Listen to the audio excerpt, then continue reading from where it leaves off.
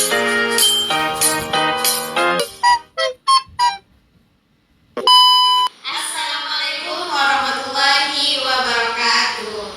Selamat datang di podcast berbicara tentang duka. Saya Evi. Saya Nabila. Oke teman-teman, hari ini kita akan membahas mengenai tema yang sangat personal, yaitu tentang kehilangan orang yang kita cintai. Di sini kami sudah kedatangan tamu, yaitu Kak Bunga. Halo Kak Bunga, selamat datang di podcast berbicara tentang duka. Di sini adanya podcast ini itu kita mau pengen kasih tahu teman-teman. Jadi kita tuh pengen berbagi atau ingin menyediakan ruang bagi para remaja atau teman-teman semua untuk bisa jujur dengan perasaan teman-teman semuanya tentang kehilangan tanpa takut dijudge atau dihakimi. Gitu. Nah, terus juga kita mau nge-aware nih ke teman-teman semua. Jadi proses move on setiap orang itu berbeda-beda, tidak ada yang salah maupun tidak ada yang benar juga. Kalau misalnya teman-teman lagi berduka, terus berdukanya lama, bisa setahun, bisa sebulan, atau ada juga yang move on-nya cepat gitu kan, entah seminggu atau udah sehari, 2 hari juga udah lumayan, itu juga tidak apa-apa karena semuanya sah-sah aja dalam berduka. Nah, di sini kan tadi kita udah kedatangan tamu nih kan, ya, namanya Kak Bunga. Halo. Kak Bunga tadi dari mana? Dari Siantan. Masya Allah, terima kasih ya Kak Bunga udah bersedia hadir dan mau berbagi cerita sore ini. Ya. Apakah kakak pernah merasakan kehilangan, kedukaan yang begitu dalam? Pernah sih Kak. Saya merasakan kehilangan di tahun 2024, yaitu sosok ibu saya. Oh, di tahun 2024 berarti masih baru ya. Gimana tentang sosok ibu bagi Kak Bunga? Sosok ibu ya Kak. Ya. Ibu saya tuh pokoknya berperan penting dalam segala hal yang saya lakukan. Kayak pendidikan, pokoknya saya tuh sebelum ibu saya meninggal tuh, pokoknya saya tuh harus lulus kuliah ya. Jadi kenangan yang paling terindah bersama ibu itu seperti apa? Paling melekat lah sampai sekarang tuh kayak saya tuh kan orangnya kurang terbuka kan sama abang saya, abang saya atau bapak saya kan. Saya tuh paling terbuka emang ke ibu saya, jadi suka curhat apapun, hal-hal kecil sedemikian kecil tuh emang suka curhat sama ibu saya. Jadi Apapun terbukanya sama ibu gitu ya, semua hal apapun cerita-cerita yang tak penting membangun ke ibunya gitu Iya. ya. Boleh tahu nggak nih gimana perasaan Kak Bunga nih pertama kali saat mendengar berita kehilangan kalau mama Kak Bunga tuh udah nggak ada gitu atau kehilangan gitu. ibu saya itu kan udah lama kan sakit, dan saya pun yang jaga di rumah sakit. Pas itu koma kan selama 4 hari, dan saya yang sering keluar masuk ke ruangan ICU. Jadi saya yang lihat langsung orang tua saya itu yang nggak ada gitu. Oh, jadi yang benar-benar langsung. Di depan mata, di depan mata, ada kabar-kabaran langsung menengok di depan mata. Antara kayak masih nggak sadar sama sadar sih, kayak kenambang-nambang gitu. Berarti Apakah ketika melihat langsung nih, kalau ternyata ibu ini udah nggak ada, apakah ada fase penolakan atau tidak percaya bahwa ibu ini ternyata udah nggak ada gitu? Apakah ada fase penolakan? kalau nggak percaya, ada fase itu lama sekali Kak. Kayak fase itu kayak nolak. Masa sih ibu saya nggak ada? Kayak masih mikir ibu saya ini kayak lebih sedia gitu. Oke. Jadi kan ada fase penolakan atau rasa nggak percaya gitu kan, masih menyangka. Nah, kalau misalnya rasa kayak marah atau rasa di keadaan kayak ih kok bisa kayak gini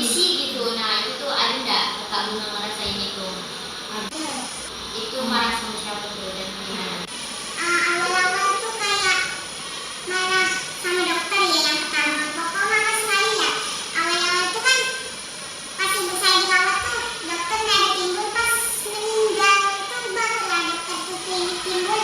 Jadi kayak kenapa sih dokter tuh baru timbul sekarang dari kemarin-kemarin. Nah pas awal-awal tuh suka marah sama bapak. Bapak nggak mau dekat-dekat, kayak emosi gitu. Nggak tahu, tanpa sebab emosi abang saya pun kena marah. Oh gitu. Jadi emang ada ngerasa kayak risau gitu ya sama keluarga karena ibunya dirawat gitu Kak. Itu apakah ada alasan lain atau ada terselubungnya karena bapak Kak Bunga ini sakit gitu? Atau karena misalnya bapaknya atau saudara yang lain tuh kayak nggak peduli Kayak nggak peduli gitu itu sama yang membuat bapak. marah gitu. Enggak sih, bukan pas sakitnya, pas sudah meninggalnya tuh, pas awal-awal meninggal masih sebulan 2 bulan tuh kayak emosi tuh meledak. Yang pulang gitu, emang suka marah sama bapak. Tak tahu tanpa sebab kayak emosi. Pokoknya menjauh dulu dari keluarga daripada. Jadi ketika mengalami kesedihan kan itu kan pasti mendalam sekali tuh kan kesedihannya karena dari mama suami dan ibu sama sosok yang dari kecil dia merawat kita gitu.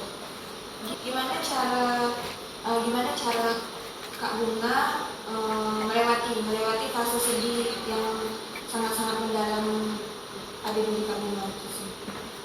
Sampai sekarang sih belum bisa melewati ya Kak. Kadang tuh kalau misalnya FYP TikTok kan tentang kayak kesedihan tuh pasti ingat lah. Kadang nangis sendiri, kadang nangis tengah malam gitu. Masih bisa masih belum bisa move on gitu. Masih denial gitu sama keadaan gitu.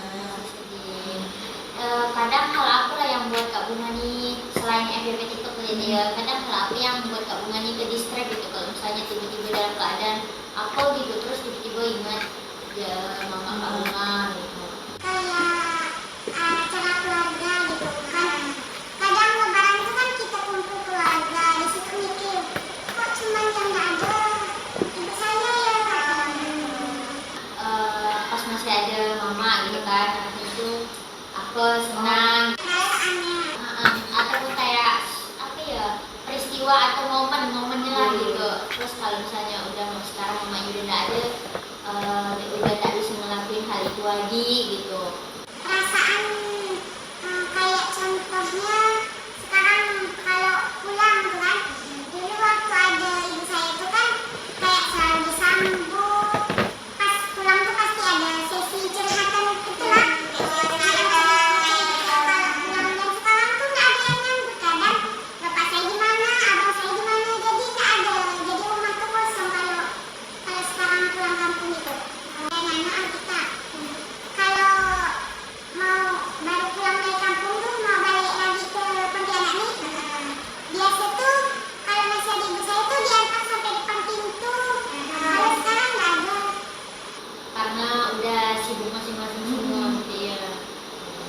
Apa nih yang membantu Kak Bunga bertahan di masa-masa sulit waktu itu tuh? Entah ke ada aktivitas yang membuat Kak Bunga sibuk atau ada ke hal-hal misalnya main dengan kawan atau gitu.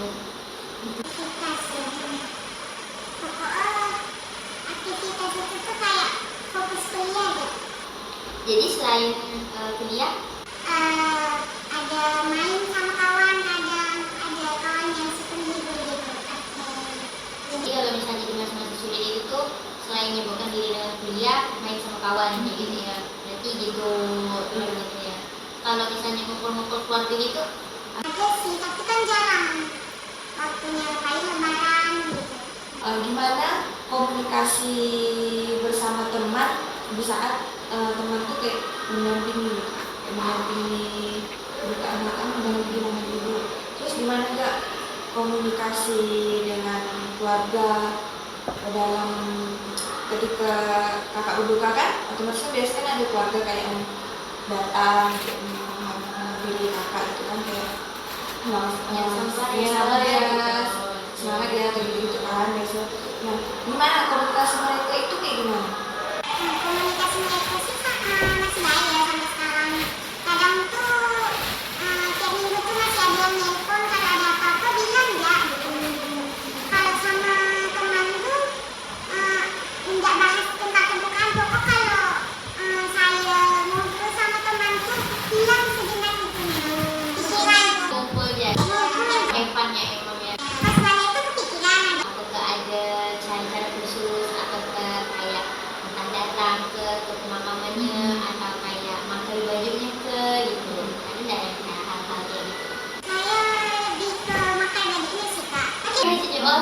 jadi sekarang ini masih ada nyimpan baju-bajunya Masih.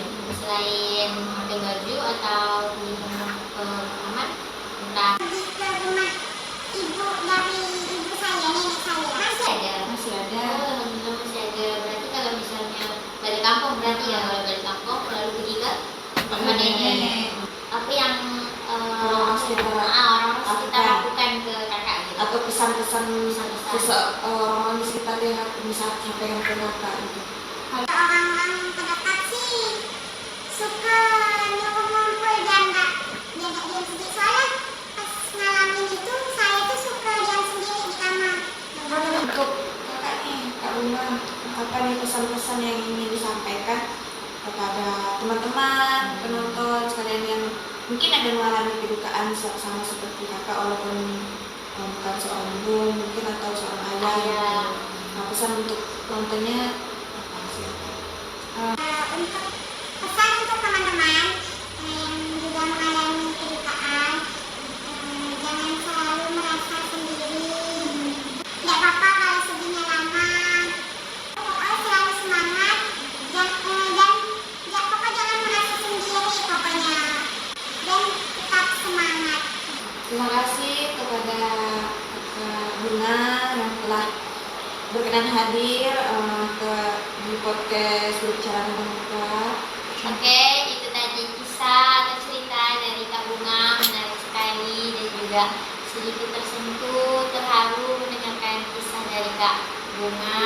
Itu juga bisa jadi refleksi dari teman-teman semua. Jadi kalau misalnya teman-teman sedang mengalami kedukaan atau sedang mengalami kehilangan, itu teman-teman nggak apa-apa untuk bersedih, maupun jika teman-teman bersedihnya lama ataupun sebentar itu nggak apa-apa. Atau teman-teman nggak apa-apa kalau misalnya mau cerita ke siapapun, bisa ke keluarga, bisa apalagi ke teman dekat tadi ya kan.